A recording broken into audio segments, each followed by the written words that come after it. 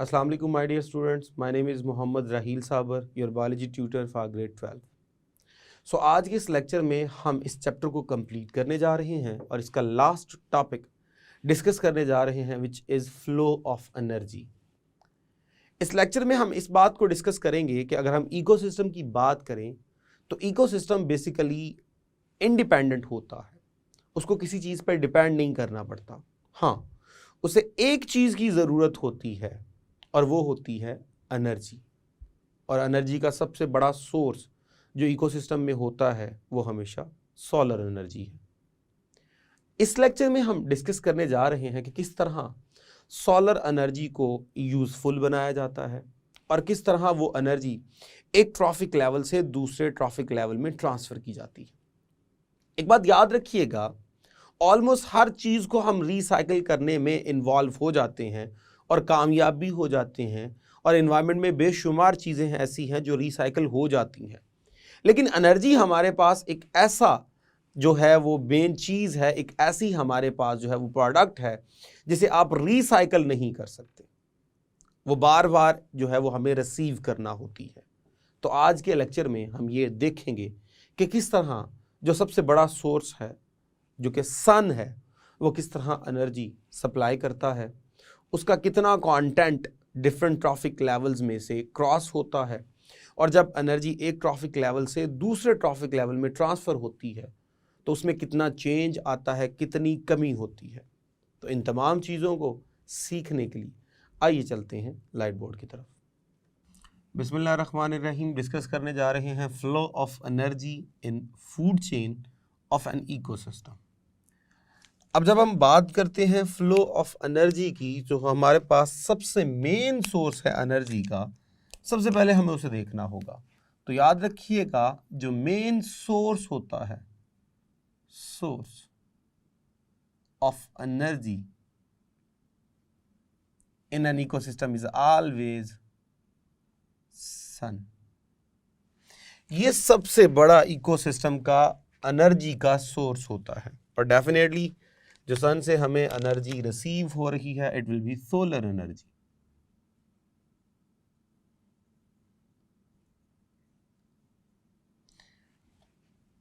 एक अगर हम बात करें इकोसिस्टम की तो वो हर लिहाज से खुद कफील होता है, उसके पास हर चीज़ मौजूद होती है। हाँ, एक चीज़ की उसे ज़रूरत होती है जो उसे कॉन्स्टेंटली रिसीव करनी होती है, वो है एनर्जी। और हर इकोसिस्टम की जब हम बात करें तो उनके लिए जो मेन सोर्स ऑफ एनर्जी होगा वो सन होगा। तो सन रेडिएशंस की फॉर्म में अपनी सोलर एनर्जी जो है वो सप्लाई करता है। अब जब ये सोलर एनर्जी देगा in the form of radiations,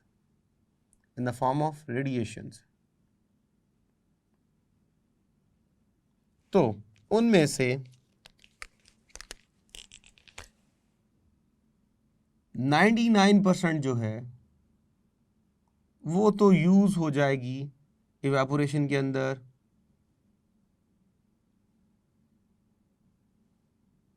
या फिर यूज़ हो जाएगी इन सॉइल हीटिंग, या दोबारा सपोज कर लीजिए वो रिफ्लेक्ट हो गई और डिफरेंट जो है वो चीज़ों में यूज़ हो जाएगी। Only 1% is used by plant. तो प्लांट जो है उसका 1% हिस्सा यूज कर पाते हैं। अब जब सिर्फ 1% हिस्सा यूज कर पाएंगे तो वो एनर्जी जो कि प्लांट ने फिक्स कर ली है, एंटर इन प्लांट्स, और प्लांट्स क्या करेंगे, इस लाइट की एनर्जी को कन्वर्ट कर देंगे इनटू केमिकल एनर्जी। सो वो टोटल एनर्जी जो प्लांट्स ने रिसीव की फ्रॉम दी सोलर एनर्जी और उसको फिक्स कर दिया into the chemical energy is called as gross production.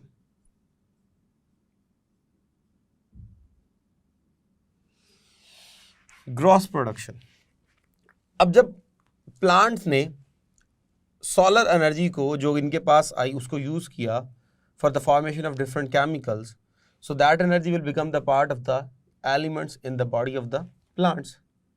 उस सारी एनर्जी को जो ट्रांसफॉर्म हो गई है एक फॉर्म से दूसरी फॉर्म में और बॉन्ड्स की फॉर्म में स्टोर हो गई है, उस सारी टोटल एनर्जी को हम बोलते हैं ग्रॉस प्रोडक्शन।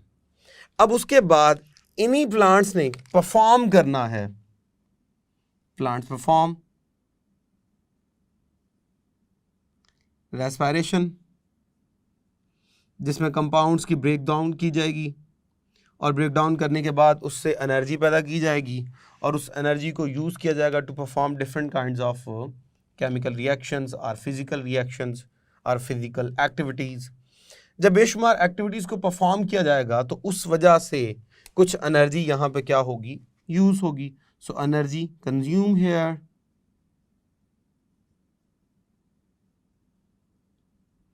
और कुछ एनर्जी डेफिनेटली ऐसा भी हो सकता है लॉस हो in the form of heat. तो अब जो एनर्जी बाकी बच जाएगी उनकी बॉडी में, it will be consider as net production.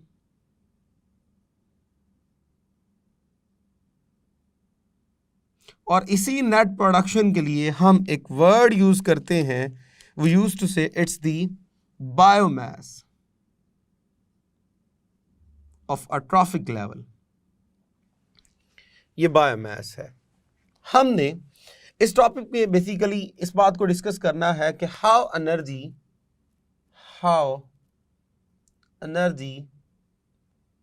Transfer from one trophic level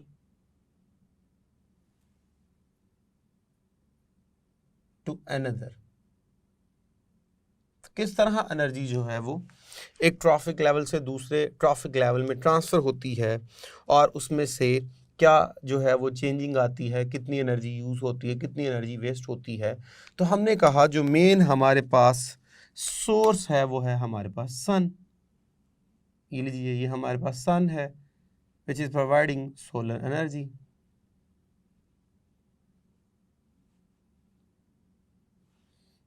ये दीजिए, ये उसने एनर्जी दी जो कि नीचे लैंड वगैरह में डिफरेंट जगहों पर क्या हो रही है, यूज़ हो रही है। इसका ओनली 1% क्या होगा, यूज बाय प्रोड्यूसर्स। तो यहाँ पे हमारे पास प्रोड्यूसर्स होंगे। ये लीजिए प्रोड्यूसर्स, और वो क्या करेंगे, इस आने वाली 1% एनर्जी को यूज़ कर लेंगे और अपनी बॉडी में डिफरेंट टाइप्स के जो है वो केमिकल सब्सटेंसेस बनाएंगे। So light energy will be converted into chemical energy. अब इन्हीं प्लांट्स ने जब ये एनर्जी यूज़ कर ली तो सारी एनर्जी जो इन्होंने सोलर एनर्जी जो इन्होंने सन से रिसीव की वो इनके लिए अब बन जाएगी, इट विल बी 100%। वो सारी एनर्जी जो इन्होंने यूज़ कर ली, अब ये जो 100% एनर्जी जो वो ट्रांसफॉर्म कर चुके हैं from one form to another form, ये इनके अंदर जो है वो बेसिकली क्या है, एक ग्रॉस प्रोडक्शन है। अब इन प्रोड्यूसर्स के ऊपर हमेशा डिपेंड करते हैं एक नया लेवल, एक नया ट्रॉफिक लेवल जिसे हम बोलते हैं कंज्यूमर्स। तो आइए जी नेक्स्ट जो हमारे पास यहाँ पे जो लेवल डिस्कस होगा, it will be the consumer level. लीजिए यहाँ पे आ गए consumers.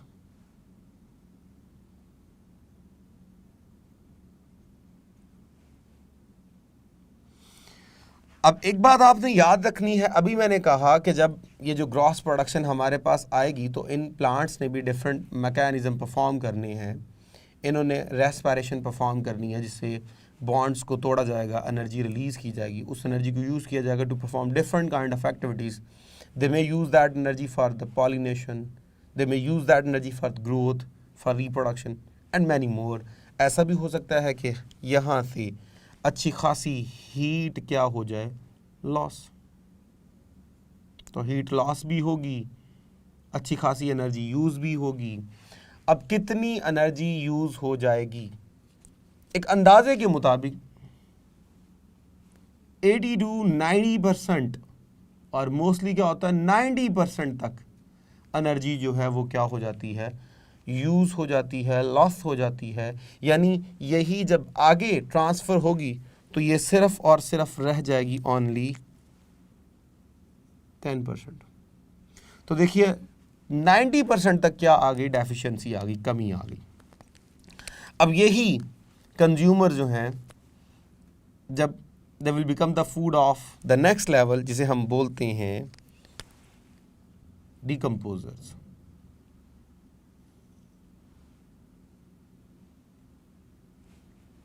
So the next one is decomposers। तो इन्होंने भी डिफरेंट एक्टिविटीज़ को परफॉर्म करना है, एनर्जी को यूज़ करना है, रेस्पिरेशन करनी है।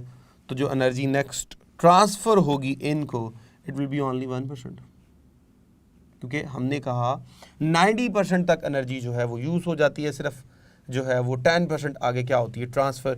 तो आप 100 का जो है वो 90% ले लीजिए, the remaining one will be the 10%। अब इसका जो है वो 90 ले लीजिए तो the next one will be the 1%। तो अब जैसे जैसे एनर्जी आगे ट्रांसफ़र हो रही है ये कम हो रही है। सो एनर्जी का एक ट्रॉफिक लेवल से दूसरे ट्रॉफिक लेवल में फ़्लो करना, it was all about flow of energy.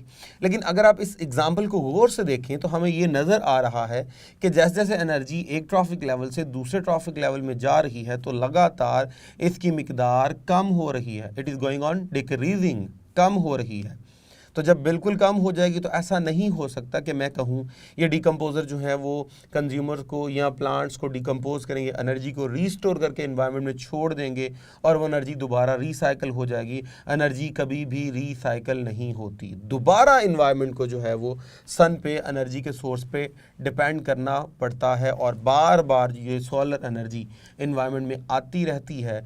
इस लिहाज से हमेशा एक एनवायरनमेंट जो होता है वो इस एनर्जी का जो है वो हमेशा के लिए क्या बन जाता है, मोहताज बन जाता है। अगर हम कंज्यूमर्स को फर्दर अगर हम डिफ़ाइन करें और एनर्जी के लेवल्स को देखें तो हम एक पिरामिड जो है वो भी बना सकते हैं। मिसाल के तौर पे हमारे पास हमेशा जो सबसे पहला लेवल होता है वो होता है प्रोड्यूसर्स का। तो सपोज़ कर लीजिए मैं कहता हूँ मेरे पास सबसे पहला लेवल था प्रोड्यूसर्स। प्रोड्यूसर्स के ऊपर हमेशा जो फीड करते हैं they are called as primary consumers, जिन्हें हम बोलते हैं हर्बीवोर्स। इनके ऊपर जो फीड करते हैं they are called as secondary consumer, जिनके लिए हम टर्म यूज़ करते हैं कार्निवोर्स। इनके ऊपर जो फीड करते हैं they are called as tertiary consumers, जो कि कार्निवोर्स या ओमनिवोर्स हो सकते हैं। और कभी कभी ऐसा भी होता है इनके ऊपर फर्दर जो है वो इनके ऊपर डिपेंड करने वाले आ जाते हैं, जिसे हम कहते हैं क्वाटरनरी कंज्यूमर्स।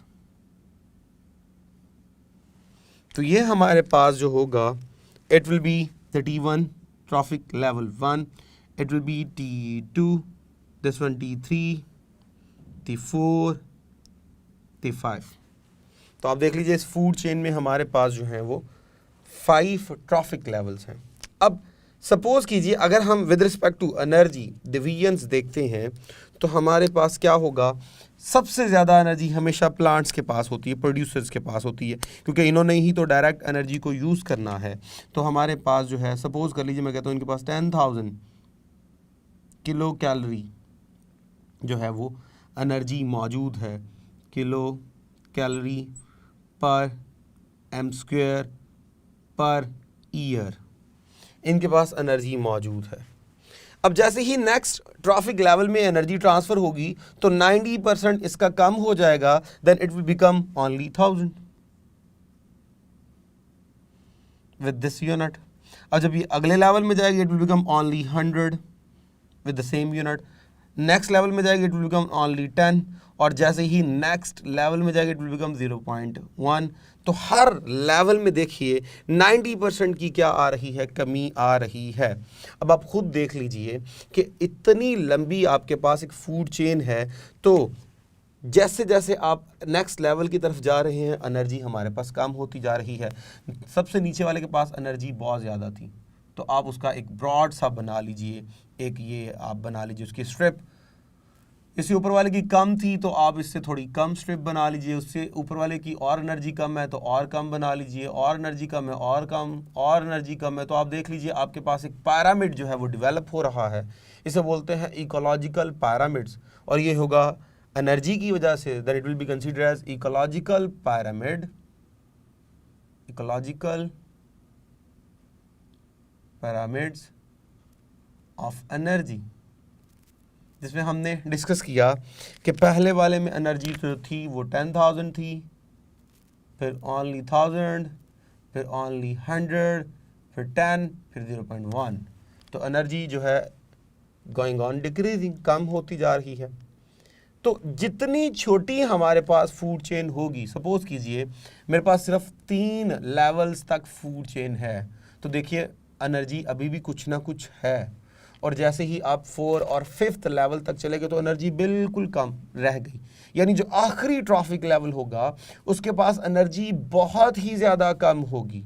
जब बहुत ही ज़्यादा कम होगी तो उसको मैक्सिमम एनर्जी लेने के लिए बेशुमार एनिमल्स को जो है वो फीड करना होगा, बेशुमार जो है वो रिसोर्सेज के ऊपर डिपेंड करना होगा, उसके जो है वो रहने के चांसेस भी बहुत कम होंगे। और अगर वो रहता है तो वो जिस पे फीड कर रहा है उनकी बेशुमार मिकदार को क्या कर जाएगा, कंज्यूम कर जाएगा।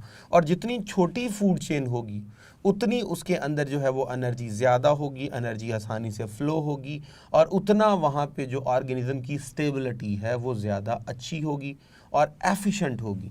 जबकि लंबी फूड चेन जो है वो उनकी ना सिर्फ ज़िंदगी को बर्बाद करेगी बल्कि एनर्जी की भी डेफिशिएंसी एनवायरनमेंट में जो है वो फेस करना पड़ेगी। तो इस तरह हमने इस लेक्चर के अंदर इस जो है वो फ्लो ऑफ एनर्जी को डिस्कस किया, और साथ ही साथ हमने यहाँ पे अपने चैप्टर को भी कंप्लीट किया। अगर हम इस टॉपिक को देखें with respect to board point of view, तो आपने ये टॉपिक लॉन्ग क्वेश्चन के तौर पे रेडी करना है, लॉन्ग क्वेश्चन के तौर पे। ये पूरा टॉपिक जो है वो बहुत ही इंपॉर्टेंट है लॉन्ग क्वेश्चन के लिहाज से। हाँ, अगर आप इसमें से कुछ ऑब्जेक्टिव के पॉइंट्स पूछें तो वो जो है वो gross production, gross primary production भी से बोलते हैं, नेट प्रोडक्शन ये बड़ा इंपॉर्टेंट, बायोमास ये बड़ा इंपॉर्टेंट, कितने परसेंट एनर्जी के जो है वो यूज़ होने के, लॉस होने के चांस है, या नेक्स्ट ट्रॉफिक लेवल में एनर्जी कितनी ट्रांसफ़र होती है, तो ओनली 10% जो है वो ट्रांसफ़र होगी, 90% तक पिछले लेवल में क्या हो जाती है, यूज़ हो जाती है। तो ये बातें आपको अच्छे से लर्न करनी है। इसके साथ हमारा ये टॉपिक भी कंप्लीट हुआ और चैप्टर भी कंप्लीट हुआ। सो इजाज़त दीजिए फॉर नेक्स्ट लेक्चर, जिसमें हम कोई नया चैप्टर शुरू करेंगे। Thank you very much. अल्लाह हाफिज़।